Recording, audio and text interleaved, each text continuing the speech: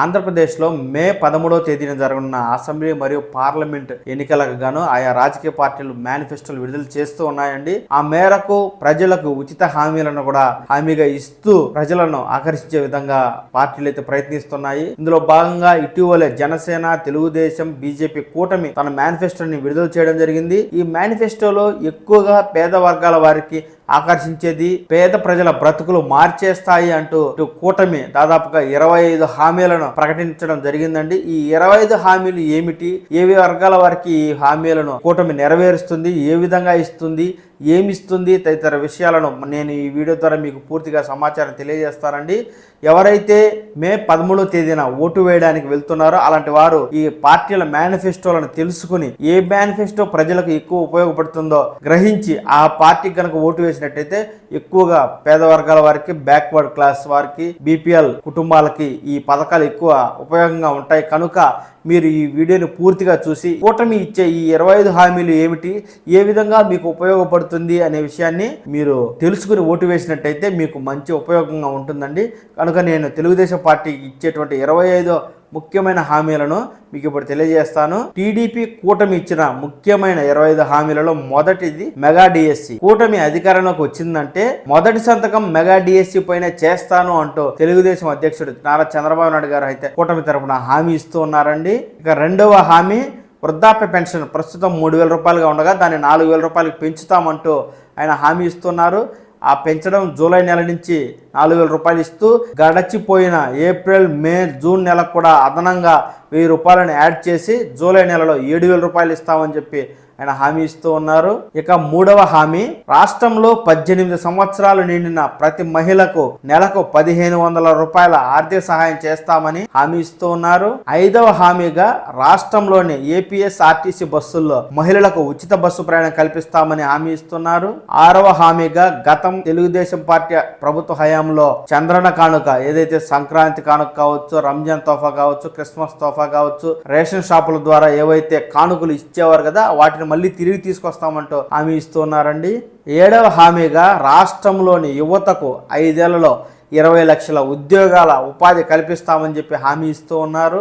8వ హామీగా రాష్ట్రంలోని నిరుద్యోగులకు ఉద్యోగం వచ్చేంత వరకు నెలకు 3,000 రూపాయల నిరుద్యోగ భృతి ఇస్తామంటూ హామీ ఇస్తూ ఉన్నారు. ఇటీవల కాలంలో ఎక్కువగా ప్రజలను భయాందోళనకు గురి చేస్తున్న భూ హక్కు చట్టం రద్దు చేస్తామని చెప్పి కూటమి హామీ ఇస్తూ ఉందండి. ఇక 9వ హామీగా ఏడాదికి రైతుకు పంట పెట్టుబడి సాయంగా 20,000 రూపాయల ఆర్థిక సహాయం చేస్తామంటూ హామీ ఇస్తూ ఉన్నారు. ఇక 11వ హామీగా బీసీ రక్షణ చట్టం. ప్రస్తుత వైసీపీ ప్రభుత్వంలో బీసీలపై దాడులు విపరీతంగా పెరిగిపోయి బీసీలను చంపుతున్నారని, వారిపై అక్రమంగా కేసులు పెడుతున్నారని, అలాంటి బీసీ వర్గాల వారిని రక్షించడం కోసం ప్రత్యేక చట్టాన్ని తీసుకొస్తామంటూ కూటమి హామీ ఇస్తూ ఉందండి. ప్రతి ఇంటికి ఉచిత నీటి కుళాయి ఇస్తామని, ప్రతి ఇంటికి మంచినీటిని సరఫరా చేస్తామంటూ కూటమి హామీ ఇస్తూ ఉంది. తల్లికి వందనం పథకం కింద ఒక కుటుంబంలో ఎంతమంది బిడ్డలు చదువుకుంటూ ఉన్నా వారందరికీ కూడా సంవత్సరానికి 15,000 రూపాయలు ఆర్థిక సహాయం చేస్తామంటూ కూటమి హామీ ఇస్తుందండి.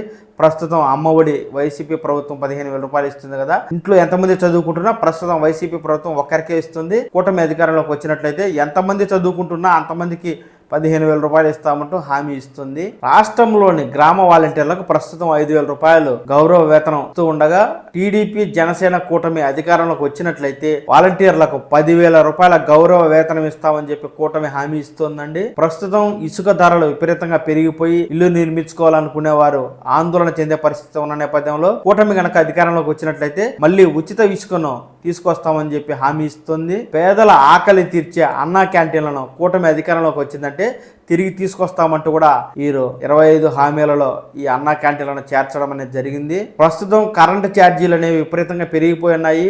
ఇంటి రెంట్లు ఎంత పెరుగుతున్నాయో ఈ కరెంటు ఛార్జీలు కూడా వాటికి పోటీగా పెరుగుతున్న నేపథ్యంలో కూటమి గనక అధికారంలోకి వస్తే కరెంటు ఛార్జీలు పెంచబోము అంటూ కూటమి ఈ 25 హామీలలో భాగంగా హామీ ఇస్తూ ఉన్నారండి. బీసీ వర్గాలకు చెందిన వారికి 50 సంవత్సరాలకే వృద్ధాప్య పెన్షన్ ఇస్తామని చెప్పి ఈ కూటమి హామీ ఇస్తోంది. ప్రతి పేదవాడికి ఇల్లు నిర్మించుకోవడానికి 2 సెంట్ల స్థలం ఇస్తామంటూ కూటమి హామీ ఇస్తోంది. అలాగే ప్రతి పేద కుటుంబానికి నాణ్యమైన మెటీరియల్ తో మంచి ఇల్లు నిర్మిస్తామని కూడా కూటమి హామీ ఇస్తోందండి. స్థలం 2 సెంట్లు ఇవ్వడమే కాకుండా మంచి మెటీరియల్ తో ఇల్లు కూడా నిర్మిస్తామని ఈ 25 హామీలలో భాగంగా కూటమి హామీ ఇస్తోంది. పేద వర్గాల వారు పెళ్లి చేసుకుంటే పెళ్లి కానుక పథకం కింద ₹1,00,000 నగదును ఇస్తామంటూ హామీ ఇస్తోంది. ఎవరైతే ఎస్సీ ఎస్టీ బీసీ మైనారిటీ వర్గాలకు చెంది పేద వర్గాల వారు అయి ఉంటే కనుక అలాంటి వారు విదేశీ విద్యను చదువుకోవడానికి ప్రోత్సహిస్తామని చెప్పి విదేశీ విద్యను మళ్ళీ తీసుకొస్తామని గత తెలుగుదేశం హయాంలో ఈ పథకం ఉండగా ప్రస్తుత వైసీపీ ప్రభుత్వం దాన్ని ఆపివేసిందని చెప్పి కూటమి తెలియజేస్తూ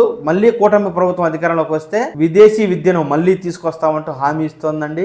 రాష్ట్రంలో పోలవరం ప్రాజెక్టు ఇంకా పూర్తి కాలేదు. కూటమి అధికారంలోకి వచ్చిందంటే పోలవరం ప్రాజెక్టును పూర్తి చేయడమే కాకుండా ఇతర సాగునీటి ప్రాజెక్టులను కూడా పూర్తి చేస్తామంటూ కూటమి హామీగా ఇస్తూ ఉన్నారండి. పూర్ టు రిచ్ పథకం ద్వారా రాష్ట్రంలోని ప్రతి పేదవాడిని సంపన్నులు చేయడమే లక్ష్యమని అందుకు ప్రణాళికలను రూపొందించి పేదవారిని ఉన్నత వర్గాల వారిగా తీర్చిదిద్దుతామంటూ ఈ 25 హామీలలో టీడీపీ జనసేన కూటమి అయితే పేద వర్గాల వారికి హామీ ఇస్తూ ఉన్నారండి. ఇక 25వ హామీగా చేనేత కార్మికులకు మగ్గం ఉన్నట్లయితే అంటే చేనేత మగ్గం ఉన్నట్లయితే 200 యూనిట్ల వరకు, మరమగ్గం అంటే కరెంటు మగ్గం ఉన్నట్లయితే 500 యూనిట్ల వరకు ఉచితంగా విద్యుత్తును ఇస్తామంటూ ఈ తెలుగుదేశం జనసేన బీజేపీ కూటమి హామీ ఇస్తుందండి. మేనిఫెస్టోలో అనేక అంశాలను చేర్చినప్పటికీ పేద వర్గాల వారు, వెనకబడిన వర్గాల వారికి ఎక్కువగా ఈ ఉచిత పథకాలను ఆకర్షించే విధంగా ఉన్నాయి. ఈ 25 పథకాలను పేద వర్గాల వారికి అందివ్వడం ద్వారా రాబో 5 ఏళ్లలో వీరిని సంపన్నులుగా తీర్చిదిద్దుతామంటూ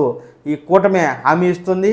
ఎవరైతే మే 13వ తేదీ ఓటు వేయడానికి వెళ్తున్నారో అలాంటి వారు ఆయా రాజకీయ పార్టీలు ఇచ్చే మేనిఫెస్టోలను తెలుసుకోవడం ద్వారా మీరు ఓటు వేస్తే ఏ పార్టీ అధికారంలోకి వస్తే ఎక్కువ లబ్ధి చేకూరుతుందో ఆ పార్టీని మీరు ఎన్నుకున్నట్లయితే మీకు ఎక్కువ మేలు జరుగుతుంది. కనుక రాష్ట్రంలోని ఆయా రాజకీయ పార్టీలకు సంబంధించిన మేనిఫెస్టో వివరాలను నేను ఎప్పటికప్పుడు తాజా సమాచారాన్ని మీకు తెలియజేస్తూ ఉంటానండి. ఇలాంటి సమాచారం మీకు కావాలి అనుకుంటే కనుక ఈ పవన్ టాక్స్ తెలుగు ఛానల్ని లైక్ చేయండి, షేర్ చేయండి, సబ్స్క్రైబ్ చేయండి. ఎప్పటికప్పుడు ఖచ్చితమైన తాజా సమాచారాన్ని తెలుసుకుంటూ ఉండండి.